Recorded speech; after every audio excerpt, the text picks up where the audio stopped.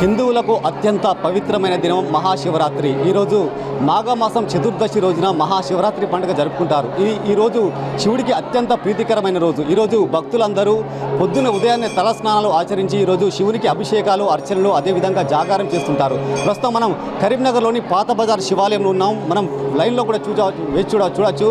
అంటే తెల్లవారుజామున 4 గంటల ప్రాంతం నుంచి వెళ్ళి శివుని దర్శించుకోవడానికి భక్తులు భారీగా క్యూలైన్లో నిలబడ్డ పరిస్థితి నెలకొంది. ఇక్కడ కొంతమంది మహిళా భక్తులు ఉన్నారు, వారిని అడిగి మరిన్ని విషయాలు తెలుసుకుందాం. మేడం చెప్పండి, మీరు ఎక్కడి నుండి వచ్చారు, ఎంతసేపు దర్శనం టైం పట్టింది, ఈరోజు ప్రత్యేకత ఏంటి? మేము కిసాన్ నగర్ నుండి వచ్చినాము. ఉదయం 7 గంటలకు వచ్చినాము. మినిమం 3 అవర్స్ పట్టింది. అండ్ ఈ టెంపుల్ చాలా పురాతనమైంది. ఇక్కడ ఏ కోరిక కోరుకున్నా నెరవేరుతుందని భక్తుల నమ్మకం. సో అందరూ చాలామంది వచ్చారు. అందరికీ శివరాత్రి శుభాకాంక్షలు. మరికొంత మహిళా భక్తులు ఉన్నారు, వారిని అడుగుదాం. చెప్పండి అమ్మా, ఈరోజు ప్రత్యేకత ఏంటి? 575 సంవత్సరాల ఈ గుడి కట్టి, ఈ పూర్వకాలం గుడి, ఇది మెరిసిన గుడి. దీనికి మించి ఇంకో గుడి లేదు.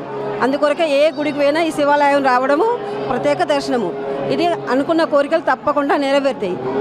దీనికైతే శివరాత్రి శుభాకాంక్షలు భక్తులందరికీ. మాకు ఈరోజు ఎలాంటి కార్యక్రమాలు చేస్తారు? మామూలు జాగరణం ఇట్లా చేస్తారు కదా, దేనికోసం? ఈరోజు మహాశివరాత్రి అని చెప్పి ఈరోజు శివునికి అభిషేకం చేస్తే చాలా మంచిదని చెప్పి కుంకుమాభిషేకం, పసుపాభిషేకము, పూలాభిషేకము, పంచామృతాల అభిషేకము చేస్తారనమాట. ఈరోజు దేవుని నైవేద్యము కందగడ్డ, పండ్లు, సిర ఇవన్నీ చూపించి నిరారం ఉంటారు ఈరోజు. అందుకొరకే ప్రత్యేకించి కథ శివాలయం కథ ఇది. చెప్పండి మేడం, మీకు ఎలా అనిపిస్తుంది? అంటే ఏ టైంకి వచ్చారు? మేము 7:30కి వచ్చాము. ఇక్కడికి రావడం వల్ల మేము చాలా సంతోషంగా ఉన్నాము. ఇక్కడ ఏ కోరిక కోరుకున్నా నెరవేరుతుందని మా నమ్మకము. హ్యాపీ శివరాత్రి. చూసారు కదా, అంటే హరహర నామస్మరణతో మొత్తానికైతే ఈ శివాలయ ప్రాంగణం మొత్తం మారుమ్రోగుతుంది. అంటే తెలిసి తెలియక చేసిన పాపాలు మాత్రం ఈరోజు శివుని దర్శించుకుంటే, ఆ నీలకంఠుని దర్శించుకుంటే ఆ పాపాలన్నీ తొలగిపోతాయని భక్తుల ప్రగాఢ విశ్వాసం. దాంతోపాటుగా ఈ ఉదయం లేచి అంటే మొత్తం తలస్నానం ఆచరించిన తర్వాత, ఇల్లు శుభ్రం చేసిన తర్వాత మహిళలందరూ కూడా ఆ పూలు, పత్రి, అదేవిధంగా పండ్లు, పలహారాలతో ఇక్కడికి వచ్చి శివుని దర్శించుకొని ఆ శివుణ్ణి మొక్కుతుంటారు. ఈరోజు మొత్తం శివనామస్మరణతో వాళ్ళు శివుని స్మరించుకుంటారు. అంటే కరీంనగర్లోని సుదూర ప్రాంతాల నుండి కాకుండా కరీంనగర్ పరిసర ప్రాంతాల నుంచి కూడా ఈ శివాలయానికి భక్తులు తండోపతండాలుగా తరలి వస్తుంటారు. మనం చూడొచ్చు విజువల్స్లో కూడా. అంటే దాదాపు ఈ గుడి ప్రాంగణం నుంచి వెళ్ళి దాదాపు 500 మీటర్ల దూరం వరకు కూడా భక్తుల క్యూలైన్ మాత్రం ఇక్కడ వేచి ఉంది. దాదాపు ఇక్కడ దర్శనానికి గంటల తరబడి వేచి ఉంటున్నారు. ఉదయం నుంచి అంటే పొద్దున 2 గంటల ప్రాంతం నుంచి ఇక్కడ భక్తులు ఆ శివుని దర్శించుకోవడానికి మాత్రం బారులు తీరిన పరిస్థితి నెలకొంది. అంటే మొత్తానికైతే ఇక్కడ పోలీసు బందోబస్తు కూడా ఏర్పాటు చేశారు. ఖచ్చితంగా అంటే ఈరోజు ఆ శివునికి ఇష్టమైన రోజు, అదేవిధంగా శివపార్వతి కళ్యాణం జరిగిన రోజు కూడా ఇదే రోజున కాబట్టి ఈరోజు అంగరంగ వైభవంగా రాత్రి కూడా శివపార్వతుల కళ్యాణం కూడా నిర్వహిస్తుంటారు. మొత్తానికైతే ఈ కరీంనగర్లోని పాత బజారు శివాలయంలో తండోపతండాలుగా భక్తులు వస్తున్న పరిస్థితి నెలకొంది. అంటే ఇక తెలంగాణ ప్రాంతంలో కాదు, భారతదేశంలోని మొత్తం ప్రతి ఒక్క శైవ క్షేత్రాల్లో ఈరోజు భక్తుల తాకిడి మాత్రం చాలా విపరీతంగా ఉంటుంది. పొద్దున నుంచెల్లే భక్తులు అంటే తలస్నానాలు ఆచరించి ఆ శివయ్యను దర్శించుకోవడానికి, ఆ శివపార్వతుల దర్శనం కోసం మాత్రం భక్తులు బారులు తిరిగిన పరిస్థితి నెలకొంది. ఇక్కడ కొంతమంది మహిళా భక్తులు ఉన్నారు, వారిని కూడా అడిగి తెలుసుకుందాం. చెప్పండి అమ్మా, మీరు ఎక్కడి నుంచి వచ్చారు? దర్శనానికి ఎంత టైం పడుతుంది? మేము కోనేరుపల్లి నుండి వచ్చినాం. ఎంత టైం పడుతుంది దర్శనానికి? 2 అవర్స్ పట్టింది. 2 అవర్స్ పట్టింది. ప్రత్యేకంగా ఎలాంటి పూజలు చేస్తారు? అభిషేకం, శివునికి అభిషేకం చేసుకుంటాం, దర్శనం చేసుకొని వెళ్తాం. చెప్పండి అన్న, అంటే మీరు ఏ టైంకి వచ్చారు, ఎంత టైం దర్శనం? 10:30కి వచ్చామండి. దాదాపు ఒక 2 అవర్స్ అవుతుంది. అధికారులు బాగానే ఏర్పాట్లు చేశారు, కాకపోతే టైం ఎక్కువ తీసుకుంటుంది. దానివల్ల కొంత అసౌకర్యం, కానీ దేవుని దర్శించుకోవాలనే మా ఉద్దేశం.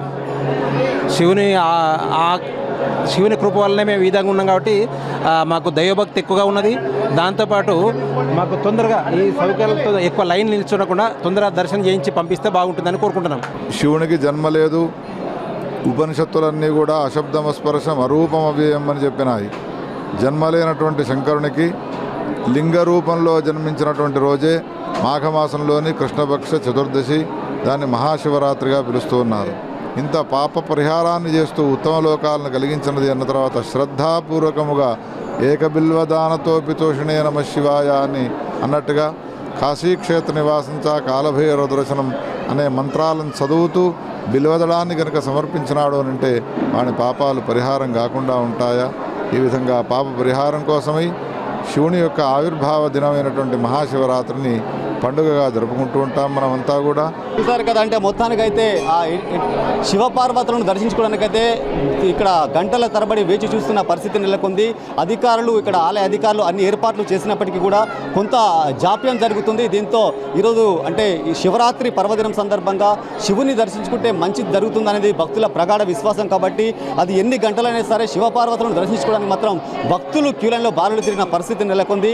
మొత్తానికైతే ఉదయం నుంచి 4 గంటల ప్రాంతం నుంచి ఇక్కడ శివపార్వతులను దర్శించుకోవడానికి భక్తులు బారులు తీరారు. అంటే ఈరోజు శివునికి అర్చనలు, అభిషేకాలు, అదేవిధంగా నైవేద్యం సమర్పించి ఈరోజు జాగరణ చేస్తే మంచి జరుగుతుందని భక్తుల ప్రగాఢ విశ్వాసం. దీంతో పాటుగా ఈరోజు రాత్రి 12 గంటల సమయంలో శివుడు లింగ రూపంలో ఆవిర్భవిస్తాడు. కాబట్టి ఈరోజు మొత్తానికైతే ఉదయం నుంచి పండ్లు, పలహారాలు, కొందరు కఠిన ఉపవాసాలు కూడా దీక్ష చేపట్టి ఈరోజు జాగరణ చేసి శివుని దర్శించుకుంటే తెలిసి తెలియక చేసిన పాపాలు మాత్రం తొలగిపోతాయని భక్తుల విశ్వాసం. మొత్తానికైతే కరీంనగర్లోని పాత బజార్ శివాలయంలో భక్తుల తాకిడి మాత్రం విపరీతంగా పెరుగుతుందని కూడా చెప్పవచ్చు. కెమెరా పర్సన్ శేఖర్తో శ్రీనివాస్, మైత్రి ఛానల్, కరీంనగర్.